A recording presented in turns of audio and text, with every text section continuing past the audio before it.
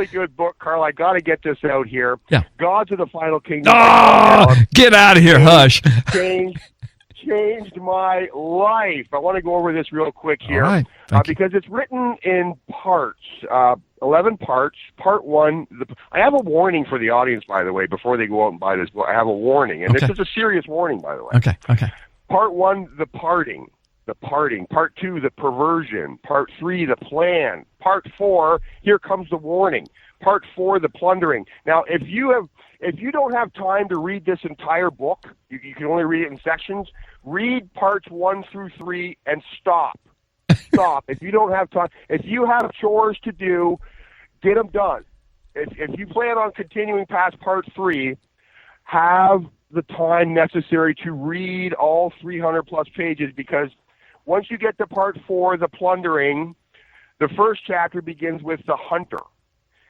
And once you start into that, folks, you are not going to stop. You will not be able to put this book down. I had a very difficult time. Once I passed the end of part 3, I was in trouble. Well, thank you. And I had things to do, darn it.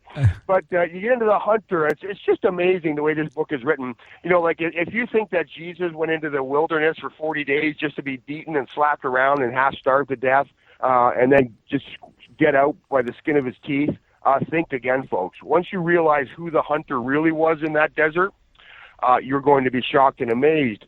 The pummeling. Then we get to chapter... part, how did I skip all these parts here? I'm already to part 8 here. Okay, part 1, part 4, part 5, the pummeling. I love that, the pummeling. Part 6, the perspective. Part 7, the pursuit. Maybe the audience can see where this is all going now. Part 8, the pathway. Part 9, the purging. I love that, the purging. Part 10, the passion. Bring the Kleenex box, folks, when you get into part 10. Now, I'm not one who's easily moved to tears. No. But I'm telling you, part 10 is a real tearjerker. I got to confess. Part 11, finally, the paradise.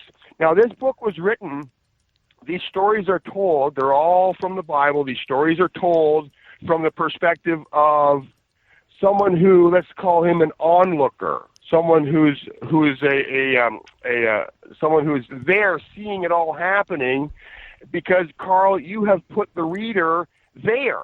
You have created a little time machine here, transported the reader back in time to the garden.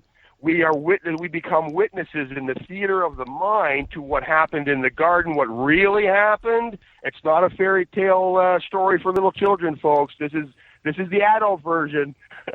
And then we get into what happened in the Garden of Gethsemane, what really happened. The way this book is written, Carl, it just transported me back to all of these actual events and made them come alive in my heart and in my mind. I mean, it was such a journey, such a trip, such an emotional roller coaster, Carl.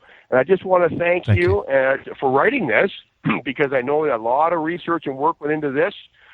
You have quoted from other experts around the world, other Bible scholars, Bible experts around the world, both living and dead. And so you've kind of shut the mouths of people who might be tempted to say, well, Carl, you need to read this person. Well, guess what? Carl read that person. His actual quotes are in the book. Yeah. I mean, the best and the brightest are sourced here, and it's all backed up with biblical research at the highest levels. And, this is quite a journey, and I just want to thank you, Carl, for writing this book, doing all the research, putting it to pen to paper, fingers to keys, and getting this out there. And I want to encourage everybody, get this book. If you read only one book this year, make sure it's this one. Thank you. You're so kind. Folks, he's talking about Gods of the Final Kingdom. I did not ask him to do this. I did not set him up to do this. I'm a little embarrassed in a good way. I mean, I really appreciate you talking about it, Mike. It's kind of hard to be live and listening to somebody gush over it like that. But you know, it was a labor of love, and I just want to remind our listeners, or inform our listeners if they don't know, that the book is written. Each chapter is 5 pages long, right, Mike, or less? 4 pages, right. 5 pages. Right. There are none right. that are over 5 pages. Maybe 6. I don't want to lie. So maybe there's 1 or 2 that are 6 pages long, but that's it. And even they are divided into little subsections, subheadings, so that literally as you're reading, if you've just got to stop, it's easy to put your bookmark and then pick right back up, jump right back into the story, and because of the subheadings and the short chapters. But and people like that. I get a lot of feedback on my books about that. They love the way they can read them that way. But thank you. And yeah, so I move through these narratives where you're sitting there, you're watching this, so you're immersed in it. You're an onlooker to all of this stuff. And then I get into a section of the book where I just start showing from the writings of, like you said, living and dead, renowned scholars who see and understand everything that I've written and attest to it, yet the stuff that I've written and the stuff that I've revealed, or that God has revealed through His Word and using me as an instrument, you seldom hear this stuff preached in pulpits or read it in Bible study literature, yet the scholars have been talking about it for 150 years. Am I correct about that so far? I mean, you very seldom have heard sermons like this, right? Yeah, no, absolutely not. And I think that this book will become a major quiver in the arsenal of preachers around the world. They're going to use this stuff. I mean, I spoke with Zev Porat after I read it, and he and I both agreed this is not a good book. This is a God book. This is a end-time work. This is Zev's words now. This isn't an end-time work. You know, and the Bible says that we shouldn't embrace the works of the works of this world, but we should rather expose the evil works of the devil. Yeah. And this entire series, the Gods of series, is doing exactly that, exposing the works of the devil and what he's up to in this age. Yeah, I've got another one coming out in 2020 that's going to continue the theme, but I'm not going to keep using the gods of. I don't want to run something in the ground, but because it didn't start as a trilogy. I started with Gods and Thrones, and then people started writing me, said, this has revolutionized my life. And they'd say, what about this? What about that? Right. And have you thought about this? And no one's ever answered this for me, and no one's ever answered that. And so I immersed myself in studying. I said, oh my gosh, look at all this other stuff that's right there in the Word of God that nobody's talking about. So I just kept feverishly writing. Next came, Gods of Ground Zero, and then boom, out of that, people were saying, yeah, that's amazing, that's astounding, but what about this? And so then came Gods of the Final Kingdom, and now you've just, told us how that impacted you. And so I finally, because of all of the study and all of that, there's so much more I wanted to put into a book for people to enjoy. Like you said, we just put people in the midst of it, make them go there. Not make them, but allow them to go there in their mind, and as though they're there. That way, it makes more sense and it becomes alive in their souls. And so, I ran it all by my publisher, and they've sent me the contract. Said, "Oh my gosh, yeah, we want that one too." So that's coming out in 2020. It'll have a completely different title, but thank you, Mike. And I'm so honored that you were able to read a pre-copy of it, and that it had that impact on you. And I really appreciate your kind words today. Thanks. It seems like the Lord has given you in Ephesians 5:11 assignments, because He's really placed this heavy on your heart to expose in the past tense what the devil has done, and in the present tense what he's doing now, and in the future tense what he's about to do. Yeah. And you're like a warning siren to people. Look what he's done. Look what he's doing now. Guess what? He's not finished.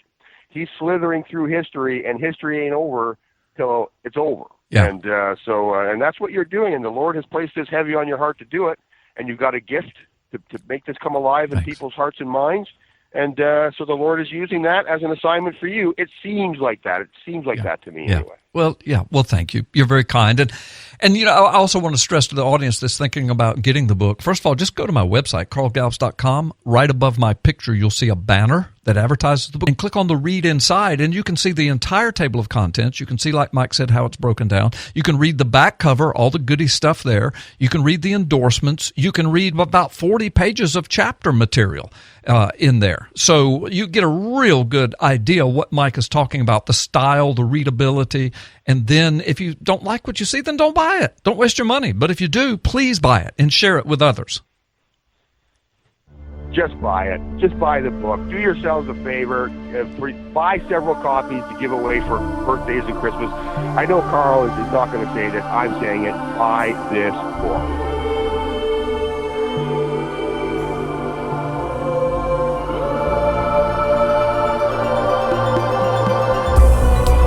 Gods of the final kingdom. There's not only things that he didn't know, there are things he still doesn't know.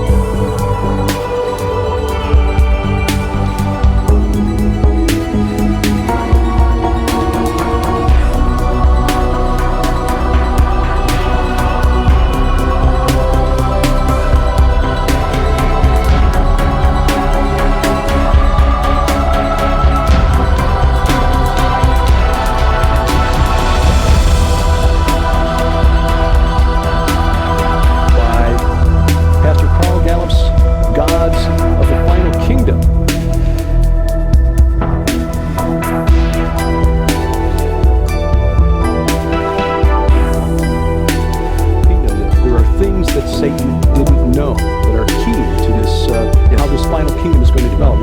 What is it that Satan didn't know? Thanks. Not only things that he didn't know, there are things he still doesn't know.